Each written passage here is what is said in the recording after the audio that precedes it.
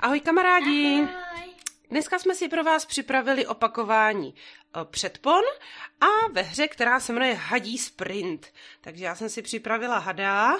Tereska tady má koho tedy?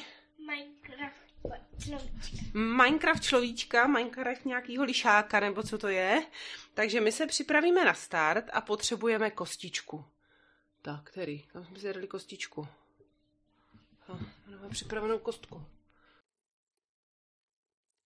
Tak, my už tady máme takovou sadu našich kostiček, tak nám by se hodila 10stěná, protože, jak vidíte, máme 10 předpon, takže si vezmeme 10stěnou kostku. Vy samozřejmě můžete kombinovat, třeba hrát se 2 kostkami. Tak, už si sedni. Tak, takže připomenu Teresce zadání a vysvětlím tedy i vám. Budeme házet kostkou, hráči se střídají v hodu kostkou a každé číslo na kostce odpovídá nějaké předponě. My musíme jít na políčko, kde vytvoříme slovo s tou danou předponou. Dáváme pouze slova, která bezpečně známe, vyhýbáme se novým slovům. Když si nebudeme jistí, tak tam tu předponu nedáváme. Takže hlavně zopakovat ta slova, kde ta předpona se nám tedy hodí. Takže Teresko, začni.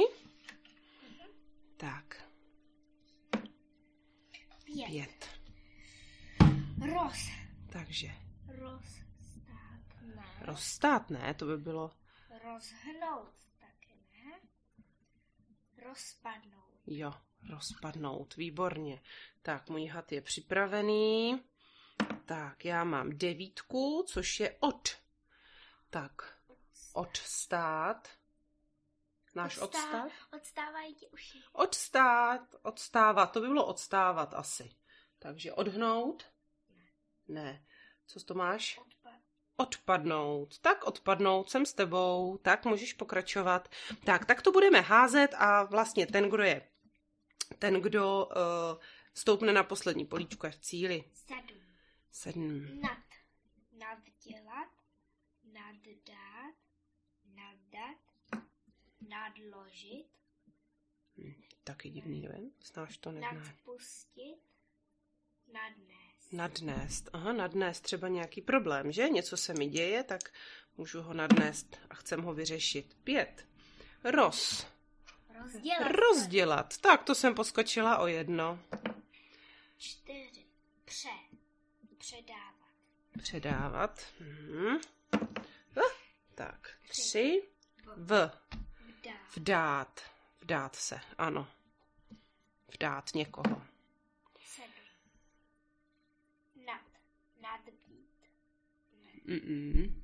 Nadjet. Nadjet, jo, nadjet už jo. Pozor, bojovník ti spadl. Tak, já mám zatím 6, což je vz. Takže vzdat ne, vzložit taky ne, vzpustit, co? Vznést, jo, tak. 5.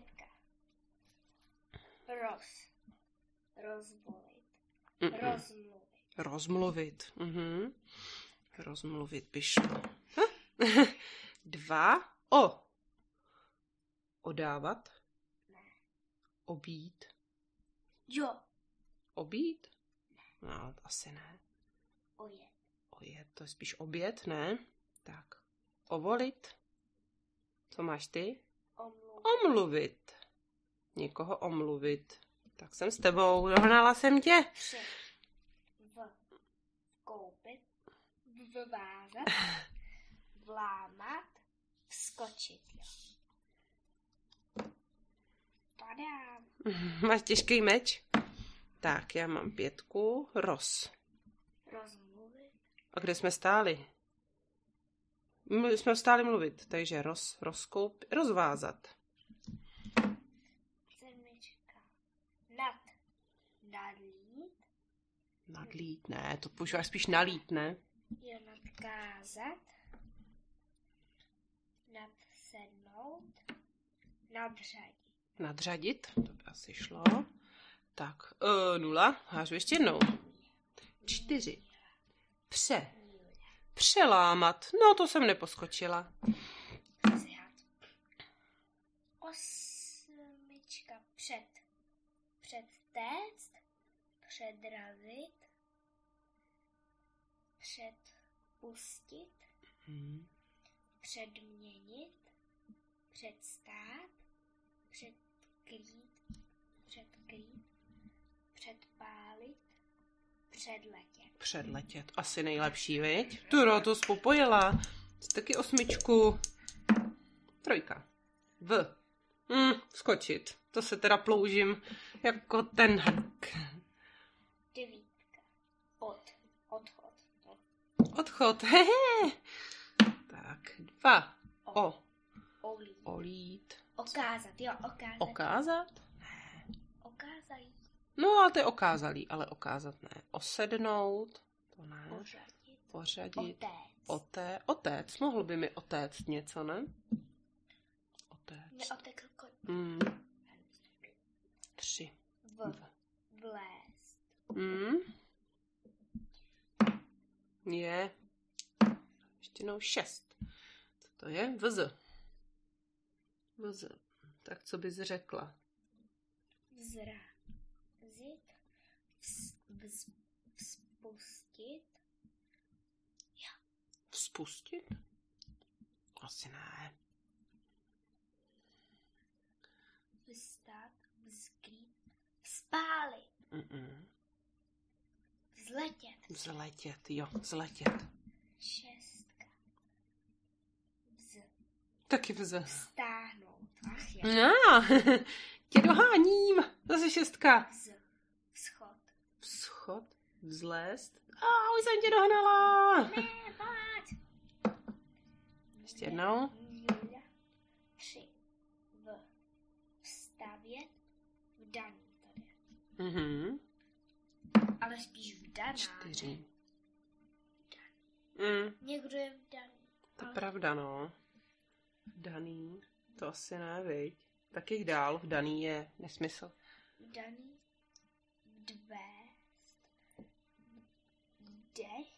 Vdech. Jo. Vdech. Jo. Tak, cože, počkej, já jsem hodila tu 4, že? Jo. Přestavět. 6. Strhnout. Skročit. Sdíl. Stavit. Zhodit. Nemůžeš pokračovat. Tak, tady nemůže pokračovat, nemůže na žádné další slovo, takže čeká na nějakou jinou předponu. 7. Naddaný, ne? Nadvést. Čím stojíš? Naddech, ne? Nadtrhnout, nadkročit? Na to asi ne. Naddíl, nadstavit. No, spíš nastavit, ne? Nadhodit.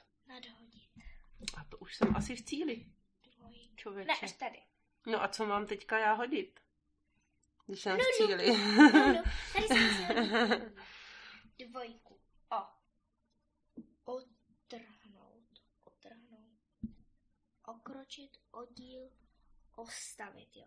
Ostavit? To bylo spíš ostavět. Nebo obestavět. Ale ohodit by šlo.